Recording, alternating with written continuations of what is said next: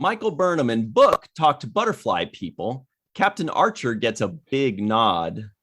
And Commander Reese takes the captain's chair for a minute. Hello, everybody. And welcome to the 7th Rule with Cirroc Lofton. Hello. My name is Ryan T. Husk. Today we're doing a review of Discovery's Season 4, Episode 1, entitled Kobayashi Maru, and we are joined by Malissa Longo. Hello. Is it joined by or joined with? Joined by, I guess, yeah. That sounds good. All right. First things first, everybody that's watching is noticing that we are wearing buttons. These buttons were made by J.R. Poole, and it is the one that we're all wearing right now is our logo, which is a 7 kind of silhouetted, and the thing that kind of cuts in there to make a 7 is the Star Trek insignia. Cirroc had the idea to wear it, and Malissa and I scrambled to grab ours that we just got. But he made 4 for each of us, and they are awesome. So thanks, and big shout out to J.R. Poole. Love the Nog one right there with the Defiant. Yeah, look at that. Gorgeous. My different one is the chat. Yeah, man. Thanks, JR. I really appreciate it. These are really thank you. I'm going to get a denim jacket to add these on to and fly it up, you know? Nice. Pun Master Husk. Woo! Yeah. I need one that says Pun DMC. Yes. Oh, yeah. Yes. Pun DMC. Yeah. What was the one you got, Cirroc, that was different from all these? So yeah, there's an extra one in there. You know, I was looking for it. That was the one I wanted to wear. I took it off last night. I didn't want to lose it, and I don't know where I put it. Maybe in one of my pockets or something. Yeah. This is the different one I got, but it's hard to see. Oh, it's a chat pad. Nice. Ooh. Very cool. No, I got the one I got. It says Jake Sisko on it, and it's got the station. It's pretty sweet. It's actually my favorite. I just misplaced it, so I'll be wearing it next time as soon as I find it. I don't know where I had it on. I couldn't wait to put it on, so I put it on last night. And when I was taking off, I took it off. And now it's in that old safekeeping place that we can't find. It's the safekeeping place. I'll pull it out. I promise. It'll come out. So thanks, JR, man. That's really nice. Yes, thank those you. Designs, really cool. And big shout out to you, man. We love J.R. Poole. Love them. Second order of business, everybody check it out. Cirroc is wearing his Jake shirt. It doesn't come any cooler than that. Everybody that's just listening in, it's just Jake in giant letters on a cool green shirt. And there's nothing better than Cirroc Lofton wearing a Jake shirt. Yeah. Yes. In certain neighborhoods, Jake means the police. Really? So here comes a Jake. Wow. Yeah, Jake means the police. It's like a slang term in certain areas for police, and I think it comes originally from Jake and the Fat Man, that series. Okay. From back in the day. Okay. So what does 5-0 come from, and what does the fuzz come from? A Hawaii 5-0 would be my guess. Shit, this guy knows everything. That's a good point. That's a good guess. 5-0. And what about Popo? That one's called police. I know, but that's just police. My best friend's kids Yeah. taught me that one. So yeah, that's old school. These are all slang terminology. Yeah, Popo, police. 5-0 would be Hawaii 5-0.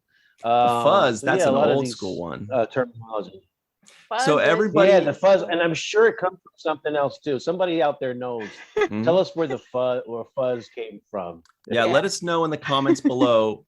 Where does the fuzz come from? If we're to look for the fuzz, where would we find it? So maybe it's like an old TV show or old movie our belly or something. That's not. That wasn't my phrasing, Ryan. That wasn't my phrasing.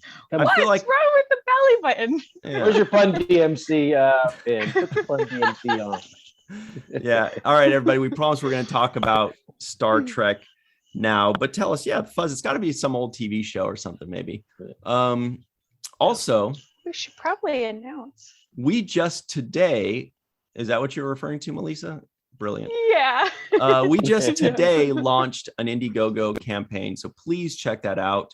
You can find that in the description box below. Just click on it and go check it out. You can also just type in igg.me/@/T7R. igg.me/@/T7R. Magic. But check that out.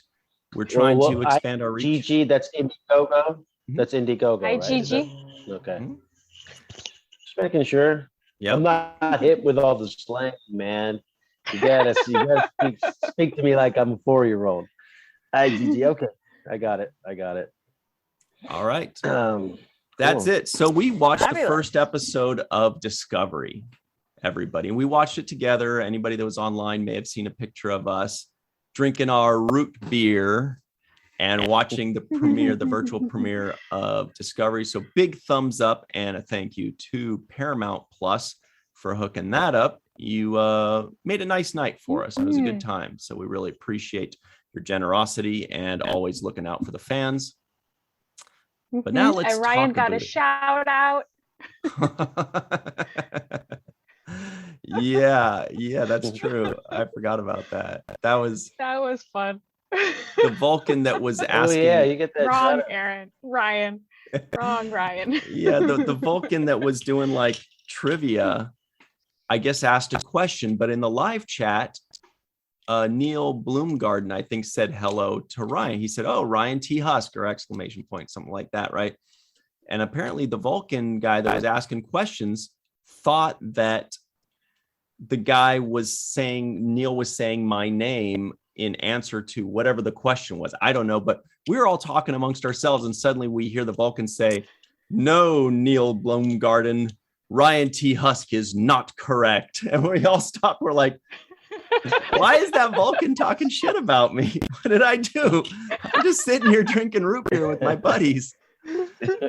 That so was weird. funny. Yeah. That's funny. And then after that, the chat just We started. got if you guys know too in the chat, tell us what the question was. Yes. That I think it was that Ryan.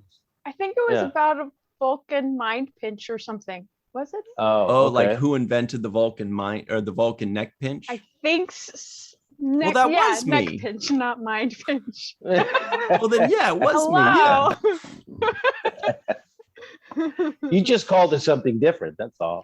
Yeah. Yeah. And then after that, the chat was going nuts and everybody was dunking on me, being like, "That's not correct, Ryan. Ryan's the wrong answer." There's still stuff on social media with people saying Ryan's the wrong answer. So Yes. I think that's going to haunt me forever. You just got to make a T-shirt. We'll put it on our Teespring. Ryan is the wrong Yes. answer T-shirt. Ryan Make sure you is guys the get wrong that for answer. Christmas. Yeah. That is the wrong answer. Goodbye. Uh, What was- Goodbye. yeah. We'll get a clip of that. Goodbye. That clip. We'll clip that and put it in our highlight reel one day. Mhm. When we do make one. But I have a question for you, Ryan. You said the name of this episode was Kobayashi Maru. Yes. Or as Malissa called it, something with a K. That's what she said. She's like, it's something with a K. So yes, so Kobayashi Maru. And this was great. This is what Discovery does very well, and a lot of new Star Treks do very well, which is giving us little references and nods to previous episodes and seasons and series. So the Kobayashi Maru is a test that they give to Starfleet cadets. And basically what it is that it has no right answer. There is no correct answer. It's a no-win situation, which is kind of why Kirk says he doesn't believe in no-win situations.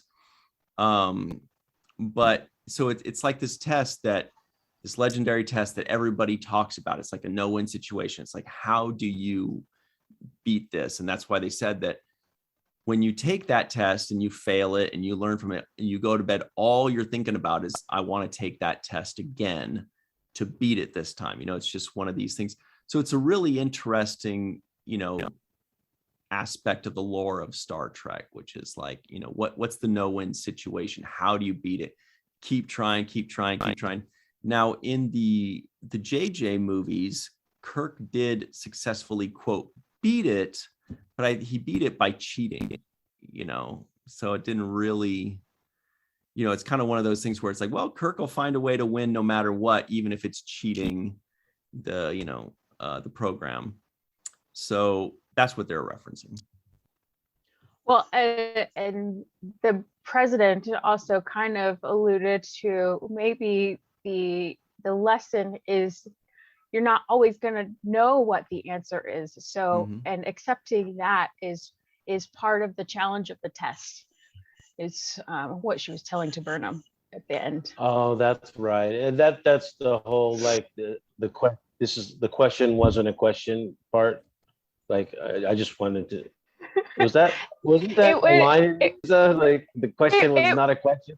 No, because I think Stamets was referring to that, but this was in the ready room after the carnage on the station happened. I guess it wasn't carnage, but yeah.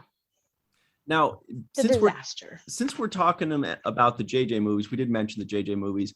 This is the right time to mention. Now, when I say the JJ movies, that's just a quick way of saying the post 2000 Star Trek movies. 2009, 2013, I believe, was Star Trek Into Darkness, and Star Trek Beyond was like 2015 or 16. Don Crandall, our good buddy Don Crandall, he doesn't just get the nods in Star Trek. He gets things that maybe Star Trek didn't even mean to reference. Like, he's a nerd's nerd. But what he said, and this is entirely possible, is when the episode began, there was Booker and Michael. They were trying to give a gift to this alien species, and it was probably like a first contact thing. And Don accurately points out that two of those movies also opened with something similar. The 2009 movie, the 2013 Into Darkness, as well as Star Trek Beyond, it opens up with them trying to give a gift to an alien race, and it goes awry. And in both of those movies, they end up being chased by the aliens, or something goes bad. They end up being chased, and there's a cliff, and they like jump off of it or whatever. And what does Michael Burnham say when they're running and there's a cliff? She says, "Why is there always a cliff?" Yeah. Which could just be a coincidence, but maybe not. That's a really good catch, because that's a theme that's very similar to two of those movies. So that's a big shout out to Don Crandall for catching that one. That's a really good nod. Yeah. I have a question. USS Nog. Sorry, what about the USS Nog? Right behind you in your background, in your screenshot, is that? Yes. I don't know if it's the USS Nog. But it kind of looks like the shape of it, but right, but it's at least the same class as the USS Nog, right? The same class of ship, so. Because the ship that we saw that was the USS Nog looked just like this. I mean, I guess it might be, right? There's no reason to think it wouldn't be. I don't know. Anyway. But yeah. And there was another nod to Archer. Yes, there was a big one when they mentioned the what was it, the shipping bay or something like that. But not only did they name it the shipping bay Archer or something like that, and I've got to find it in my notes, but they also played his theme song, the Archer theme song, when they revealed it, which was really Space beautiful. Dock. Yeah, the Archer space dock. It was the space dock. Yeah. So that was really cool. Yeah. They missed an opportunity to play Faith of the Heart, but we'll take the Archer theme song instead. That'll be fine. Yeah, I thought the cliff It was- reference was to Indiana Jones, but that's a whole separate thing. It might have been. There's always a It cliff. reminded me of Indiana Jones too, because he's always jumping off of cliffs. Exactly. He hates Yeah. snakes too. Okay. Yeah. So A little bit about those butterfly people, though. What's just a little background, because I don't know anything about these butterfly people. Is Okay. that something new? yeah, so the butterfly people, those are a reference to Venture Brothers. There is the monarch. Now, anybody at home that has seen the Venture Brothers, they know what I'm talking about. My friend Darth is Okay. obsessed with that show, and there's this cartoon, and like the I'm main literally bad guy, writing it in my note. Well, the main bad guy is like this serious. butterfly guy No, called the you're not monarch or something like that. No, this is definitely No, a but you brand had new this alien. Little, yeah, you had Okay. this little smirk, and I'm like, you're I'm like the Venture Brothers. this is not let me real. look this up. Doesn't sound Star Trekky, but you know. It's not real. No, but my Yeah, buddy they're Darth new. Shuey would be very proud of that reference. He'd be like, finally, I'm rubbing off on him. But no, I'm not gonna watch that thing. But yeah, that's a brand new alien. Really cool concept though. It's a cool concept. It's like this little thing, and I forgot what it's called, that's in the ocean, but kind of similar to the Borg, but the entity is made up of a whole bunch of smaller entities, which is what these people kind of were, made up of the smaller butterflies. Voltron. I don't know how they have Mhm. Voltron. Yeah, I remember Voltron. No. Yeah, I guess, now that you say that about the other Star Trek films and their openings and how they had this similar opening, feels like they could have taken a different approach. When we're dealing with First Contact, which is what this would be, and this is First Contact now 1,000 years more forward into the future than I think we've ever seen, right? Yeah. So this would exactly. be like, Well, it would be First Contact after the burn, because they had made contact before the burn, but I guess they hadn't been friends with the Federation before then. That's you what mean it with this seemed like. with this butterfly species? Mm-hmm. Yeah, that's what I Okay. got from it. I just wish I could have got a little bit more background on these people and this character. It seems like they were introduced in a rush, and their character, I just felt like maybe if we had seen them in the briefing room talking about what they were about to do and how these this species would react, and make sure you don't do this, and maybe a little bit of that, Right. so that I could have Yeah. I felt like I got propelled into this future space time that they're in, and got introduced without any kind of like exposition of like, this is what's going on. We've been, arrived here, something, one of those Captain Log type of moments. Yeah, Mhm. I mean, there was a very brief moment of it, but it was so quick that I missed it on the first watch. But I Okay, only caught yeah, it. I What was- caught it on the second. What was it that you caught? It was just them talking about going to this planet to drop off the dilithium, which I had missed.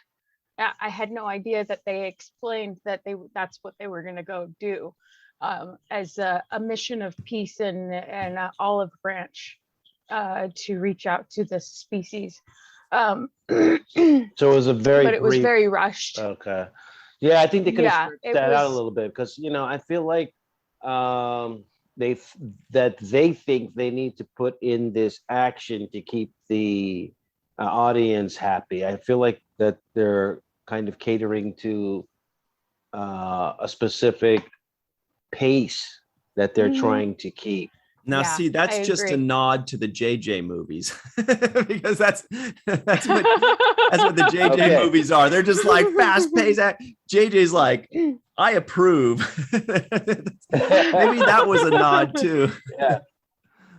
Yeah, but you're right. Possibly. We do get just kind of dropped in, fast paced.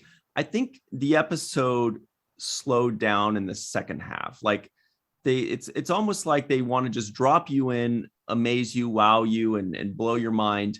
And then when you recover, they say, okay, so by the way, here's what the episode's actually about, or something like that. But yeah, it does definitely drop you in. It kind of assumes that we are going to catch on, as a lot of shows do. We'll catch on eventually as it goes. Like we see that for example, Reese, they called him Commander Reese, so he must have gotten a promotion, right, from lieutenant to lieutenant commander. Well, also, I believe they called Detmer Commander Detmer as well, if I remember correctly. So she must have gotten a promotion too. Well, yeah, they did kind of mention it when Burnham is just after Burnham addressed the new academy recruits, and she goes over to talk to Tilly, and she's like, well, and Tilly refers to her promotion, and that everyone got one. Essentially, everyone got a promotion. Oh, interesting. On the Discovery, yeah. So there's no ensigns like Adira. Adira's an ensign now, yeah. She got a promotion too, or they got a promotion. I'm sorry. Mm-hmm. What's the low end? Isn't that the entry level? Well, ensign? there's like cadets, and there could be like petty officers and things like that don't really have a rank. Like supposedly Chief O'Brien was like that, which is weird because he was kind of like leading missions and like senior staff, but he doesn't technically have that. That's pretty confusing. And I know people like our good friend, associate producer, Mr. Tim Baum, would be like, oh, well, petty officer is this and that, like to them it's second nature, but to us we're like, I guess we're like trying to piece it all together. But and or enlisted is another thing. Enlisted are like crew people or something that don't hold rank. Rank is like for people specifically put in command into things or whatever, and then people can be enlisted. Right now, our good buddy Yvette Blackmon's shaking her head. She's like, Ryan, you are terrible explaining. We know a lot of move on. We know people that know things, but we don't know the actual things.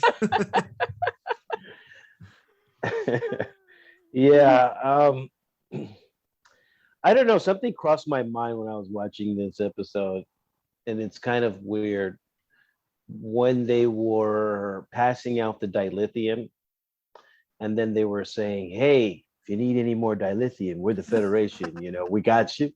The first one's free. Yeah. Something to me came and was like, what about this dilithium is a lot like oil, like like literally oil, right? Gas, oil. So it's like it's like saying, here's some gas for your car, but hit me up when you need a refill. It made me think about how they took the oil business and how it has its kind of dominance on society, and people are dependent upon it. It made me think of that in the Federation, right? So the Federation is like this big dealer, right? The oil dealer. And then when I thought of dealer, then I thought of the ketamine, of the stuff that the Jem'Hadar catch yourself white. Oh yes. So I thought, oh wow, so they're like basically getting now they're the Dominion. That. Yeah, now they're the Dominion. Now they're the Dominion. Yeah, you need more. Come back. It's like you got to come back. I know you're gonna come back. Mm-hmm. We're your friends at the Federation. Come on back and don't.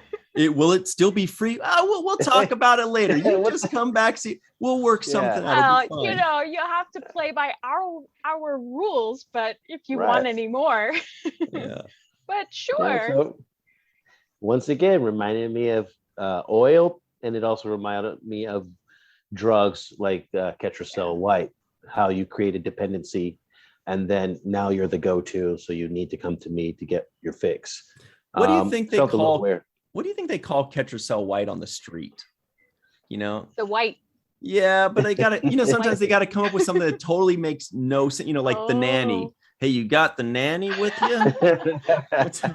You got the, oh yeah, I went and saw the nanny earlier. You want to talk to her? I was just gonna say the snow. I don't know. No, yeah. Oh, Informer, right? I think they call it the cell phone. You left your cell phone in my house. Come pick it up. Oh, okay. I got so lost there. That was too subtle for me. I was like, wait, what? Oh, sorry, my bad. No, that was very good. The cell phone. Okay. Yeah, you know, it's a throwback thing. I don't know what it is, but yeah, just when I saw them dealing out the dilithium, it made me think of those kind of thoughts. Those thoughts kind of rushed through my head. One was oil and gas and how it has its dominance in the world and how we're all dependent on it for energy. So basically energy dependence, you know, the idea of energy dependence or dependent on anything, for example. Yeah. So that's a really good point. Mm-hmm. That's a really good point. Before we turn the page on that, everybody at home, leave us a comment and tell us what you think Ketracel White's street lingo is. What would you call Ketracel White if you don't want to get caught by the fuzz? Anyway, yeah, but that's a really interesting point about our dependence on, you know, energy and I wonder if that was deliberate. I mean, it seems like almost everything in Discovery is deliberate and well thought out to where they're trying to make a point about something or trying to make us have a connection to something in the real world. You know, it's like an allusion to something. Yeah.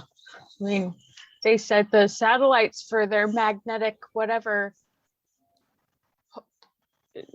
was connected to their was connected to dilithium, which they needed, and which is why they were flying weird.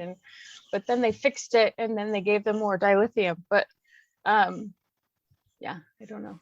And that would be something if you would think as we evolve into the future, whatever method of energy that we're going to need to transport ourselves, we would think that the engineering would be to make it rely on something that was as abundant as possible, right? You would and give it some versatility so that you don't have to rely on one substance to make it go. Right. You know, like alternate energy sources, wind thingies. Windmills. Get more sleep, Melissa. Everybody at home, I can predict that 70 to 80% of people listening, when Melissa said make it go, pack leads just jumped in their mind. When she said make it go, and they're like, pack leads. I know this one, pack leads. Red alarm, red alarm. I know this one. Yeah, that was I don't know why, but I do think people were thinking pack leads there. Prove me right, everybody. Also, when you're mentioning the ship, I do want to point out that not only apparently are the pieces of the ship not connected anymore, they're just kind of like floating. It's like the pieces of the ship are orbiting each other in a way, you know what I mean? But in that opening scene, a piece of the ship, a section of the ship flew down to drop off the dilithium, right? And then flew back up. And I remember like going like, is that just a piece of the ship? And, you know, like we're watching over at Andre's place and he's basically like, yeah, duh, weren't you watching last? They can do all, okay, sorry. I was just making sure that was a piece of a ship and not its own ship. I don't know, sorry. But pretty cool concept. Ryan. Really cool that they're kind of like autonomous pieces, like Voltron, like the aforementioned Voltron, where they can be apart and do their own things, but they can also come together and be part of the one. Oh, like a changeling. So the drop is the ocean and the ocean becomes a drop. Wow. So if anybody is watching this review that hasn't seen Deep Space Nine, they're gonna be like, stop making Deep Space Nine references. I don't know these things. Well, it's been 25 years. Watch it. You should watch it. Yeah. So these floating engines are a new thing, right? I mean, that's something we haven't seen. Very new. The closest thing we've seen is a ship splitting in half, like the saucer section and the engine section, or the whatever that second part was. That's the most we've seen. But that was like a major doing. That was like a major thing. It would take a while to pull apart very slowly, and lights are flashing, and all the it's a big hoopla, and then they come together, and then all that just for two pieces splitting. Whereas this is just kind of like, seems like they just come and go as they please. And there was never fire. There's never fire blowing out of the like of flames. Yeah. Fire. There's a lot of fire on the walls of Discovery. The set. Yeah, we noticed that. A lot of fire. There's a lot of fire.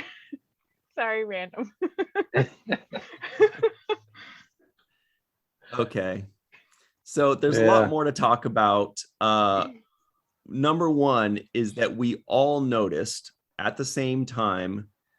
First of all, huge shout out to the wardrobe department. We say it every season. My gosh. But this is glorious. It's gorgeous.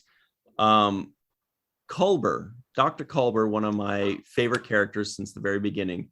He looked so freaking sharp. No, it doesn't hurt that he's ripped as hell. And so he probably makes everything look good. It hangs on him well, but that is a really sharp jacket. And Cirroc, you are our wardrobe expert. Can you tell us why it looked so good? Because all I know is that it looked cool, but I can't tell why. Oh, well, I'm glad you asked. You don't seem it. Well, I did a little sketch of it. Oh, shoot. You are glad I asked. Wait, hang on. I'm going to pin that. Wait, hold it up again. Oh, yeah. That's one little sketch of the. Damn. Nice. And what I think is really cool about is the asymmetry behind the length of the bottom, the black striping, and the way it's placed on the shoulder and coming down the length of the body. They also have two kind of riveted collar-like things that are on each shoulder. Another little kind of buckle on the neck. I love that. Yeah. Love that touch. So yeah, which also displays rank now too, which is pretty cool. Yeah. I don't know how functional those outfits are. Like if they're going to be running from the Zindi or something like that. If they go on away missions, they should probably change into like spandex or something and hoodies. Well, wasn't that those black suits, with the metal one? shield and the lighting and all of that stuff, and those were sharp too. Gosh, so nice. Gosh. Wardrobe. They're killing it. Yeah. They're killing it. Definitely looks good. I love the wardrobe. I love the set designs. As far as the visual and aesthetics of it, they're really hitting it out of the park. We noticed a lot of fish aliens too when they kind of had that Starfleet scene when they were going through the crowd and panning. There were a couple of like really cool fish looking type of alien head guys. So makeup wise too, I thought they're doing some amazing work. So shout out to all the guys behind the camera that are putting in the work for the set design, for the wardrobe, and the makeup on the show. It's fantastic. Okay. Now, the fans that are listening in, when Cirroc says fish head aliens, if I say Fleetwood Mac, what do you think? That is a lot of I predict at least 50% of the Star Trek fans listening in or watching get that reference. Fish head aliens and Fleetwood Mac. I don't want to ruin it yet. Well, yeah, because let's just say it is not from a series that you've seen yet. I don't want to give any hints to anybody that's making the guesses right now. I'll say it at the end of our review. We're done in a few minutes anyway, so they only have a few minutes to wait. But there was also, we got to see the Kelpians and the Baul in Kaminar too at first.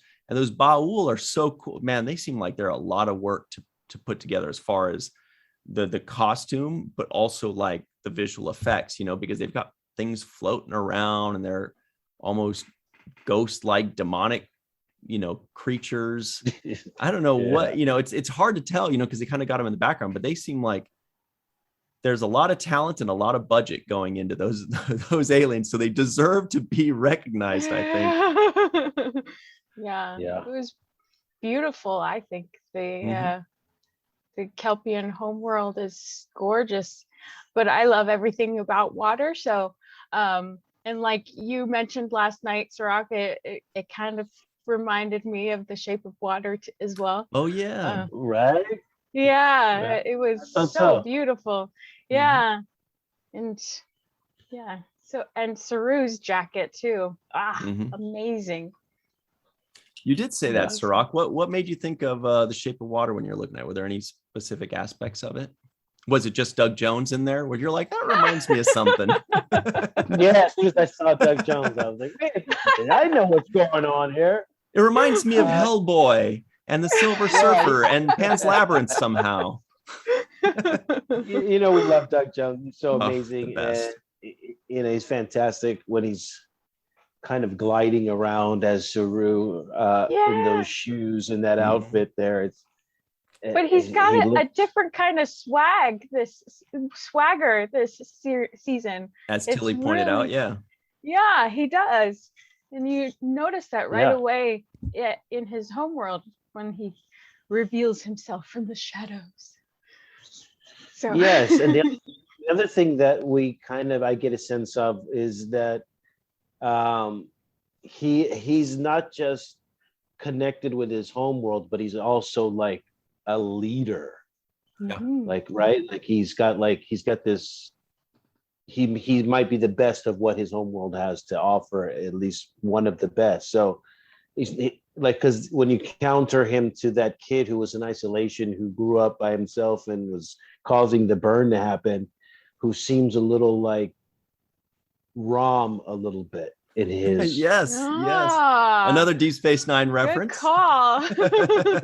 Right, in his demeanor, he's like it's like, you know what I mean? Like he's naive and he's a little ignorant about stuff. So he makes these kind of, I don't know what's going on, brother. Brother. When he screamed and caused the burn, he should have gone Moogie.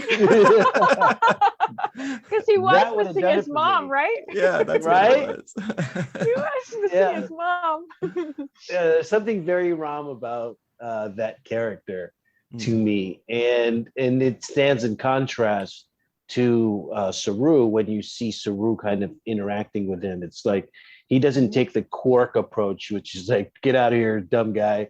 He takes more of the compassionate, thoughtful approach, which he has been throughout the show.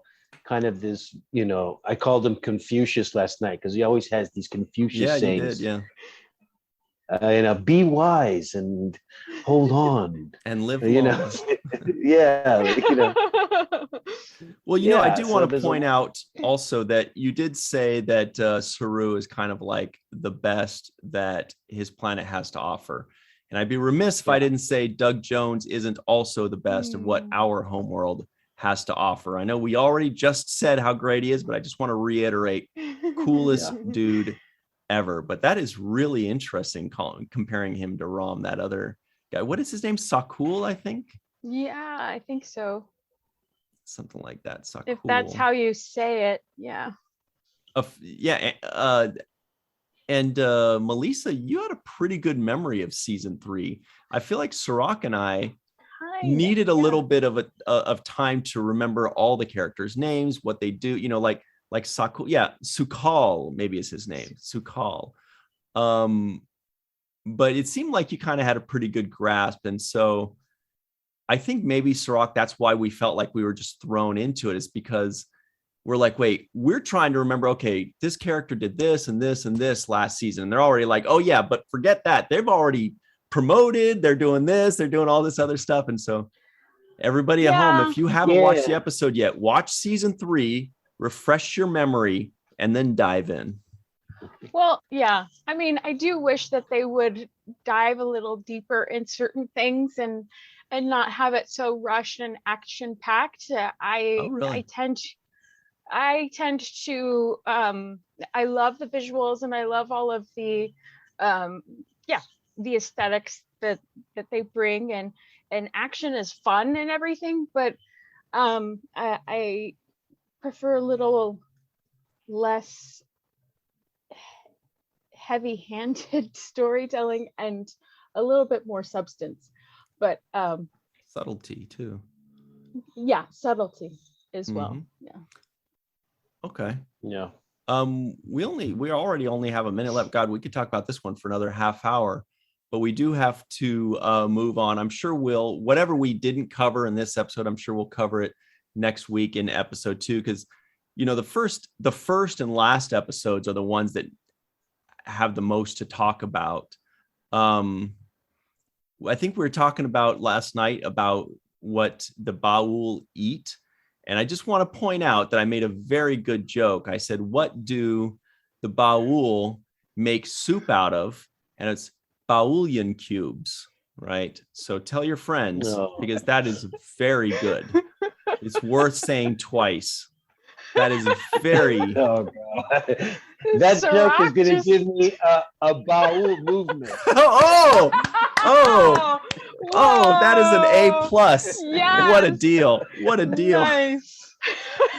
I know. That was great. I know for a fact that people listening in, there was a good percentage of people that literally laughed out loud when you said that. That even if they were by themselves, they laughed out or did something out loud. That's an A+ joke. Somebody's listening on the subway at that moment, and they're going to bust a nut. Malissa, we need to end this recording right now, you guys. We should have ended it. This is going back south really fast, guys. Yeah. Sorry about this. Wow. Kobayashi Maru. Kobayashi Maru. Yeah, we gotta go. Boy, oh boy. We were talking about butterflies and Cirroc, and suddenly we're not. But everybody at home, we got to run. Thank you so much for joining us. We also want to give a very special thanks to Carmen, aka Skillet, TJ Jackson-Bey out in Missouri, Bill Victor Arucan, the aforementioned Yvette Blackmon, Tom Homer Frizzell, Eve England out in Wales, Dr. Anne-Marie Segal, Titus Mohler, Tim Baum, Dr. Susan V. Gruner, John Mann, Darlena Marie, and Rex A. Wood. Thank you all very much. We'll see you next time. Until then, always remember the 7th rule. Keep those things open. Your ears open.